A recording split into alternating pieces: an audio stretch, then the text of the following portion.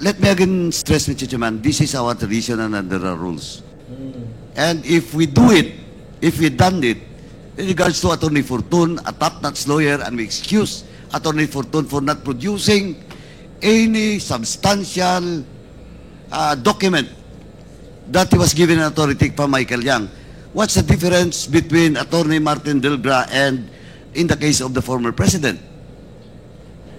Oh, what's up mga kabayan? Nagbabalik na naman tayo patungkol dito naman mga kabayan sa dinidig na hearing dyan sa war on drugs ng ating dating Pangulo mga kabayan. Na kung saan mga kabayan naipit mga kabayan sa init si Barber.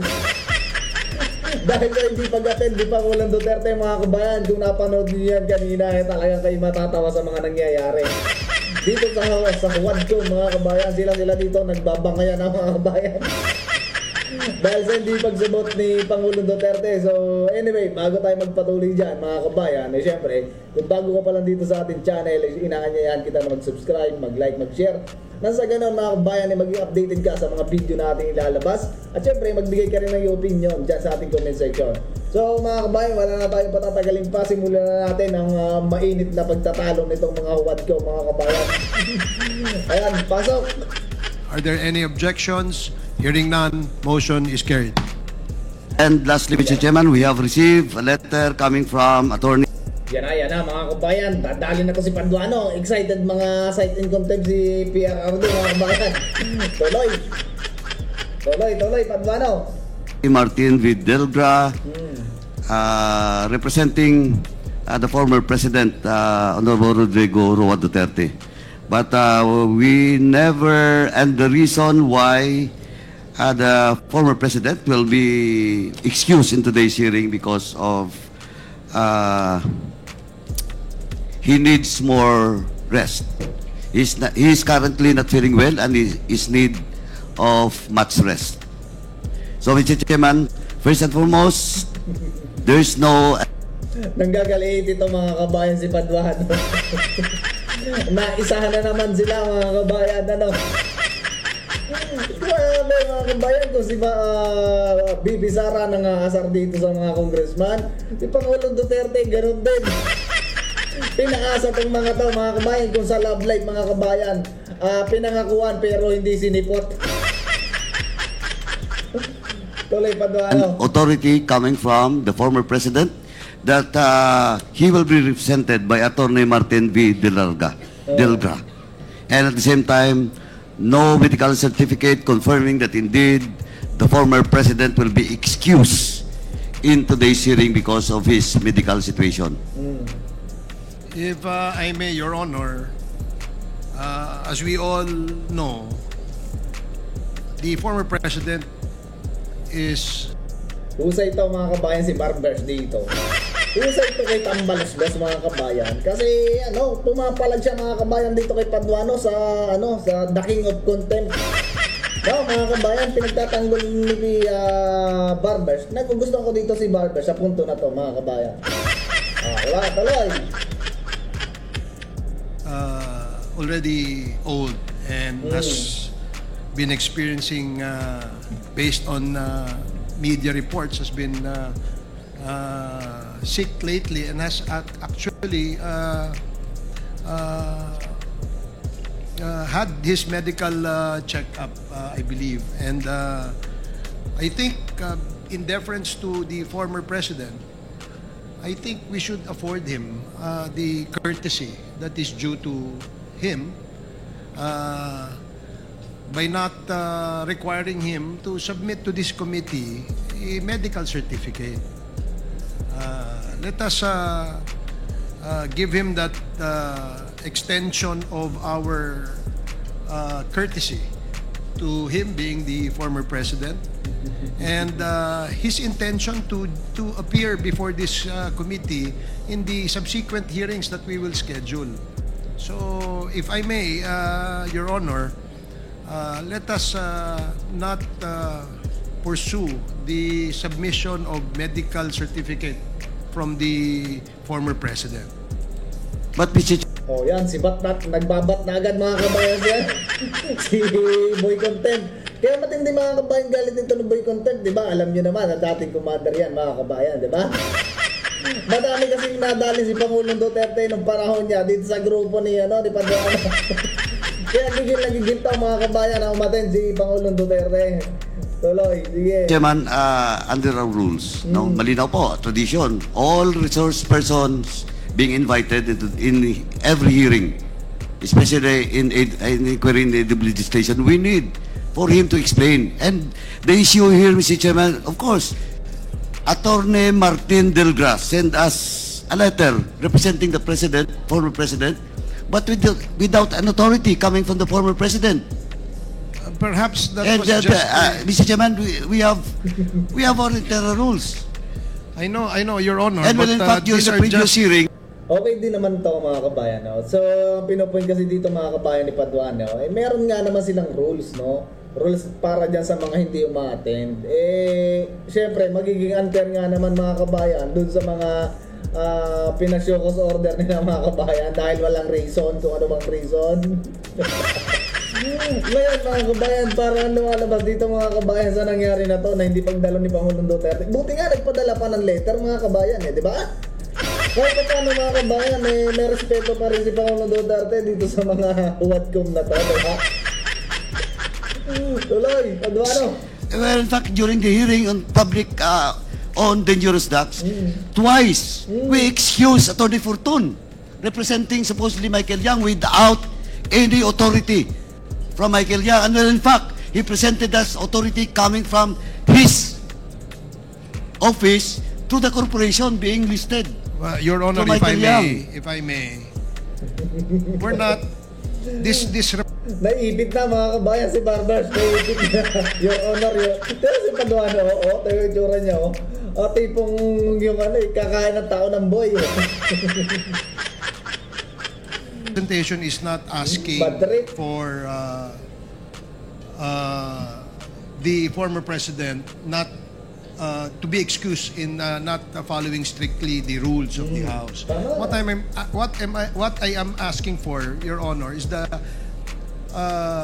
request that we should not ask or demand a medical certification coming from the former president, because we all know that he has reached an age of a fragile age.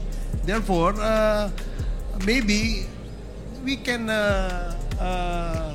grant that exception to the former president. Sir Chairman, Your point Honor. of information. Yan. Point of information. Diba yung May I Google? be allowed? Kasi, With the indulgence of yes, with the Congressman indulgence of- Paduano, what is the point of information? because I haven't read yet, no.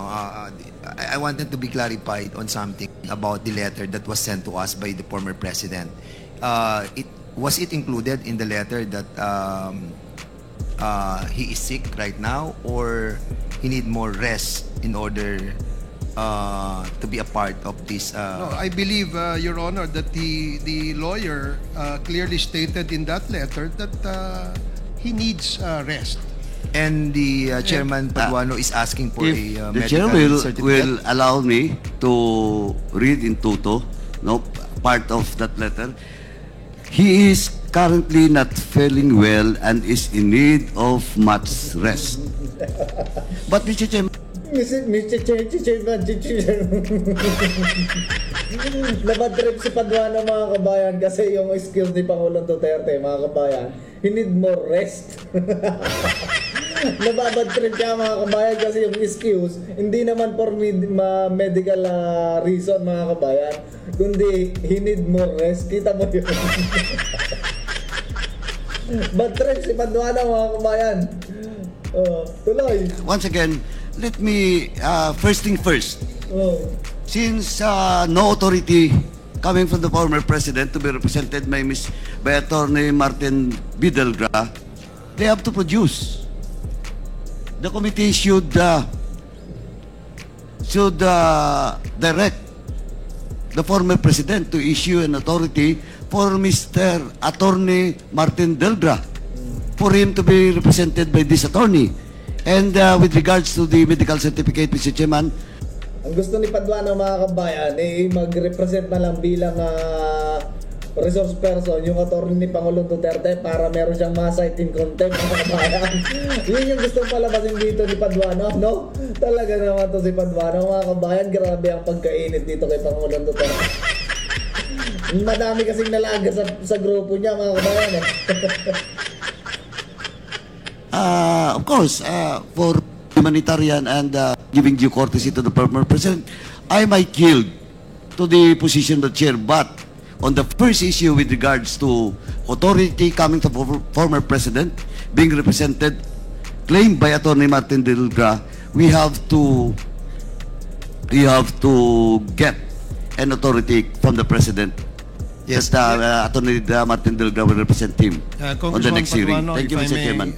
I believe that it was just perhaps an oversight, no, from the part of the lawyer, because clearly in this letter,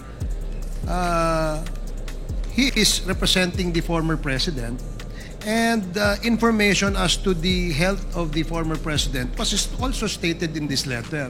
Therefore, I believe that he has the imprimatur coming from the former Mr. Chair. president. That's the reason why maybe he wrote this letter.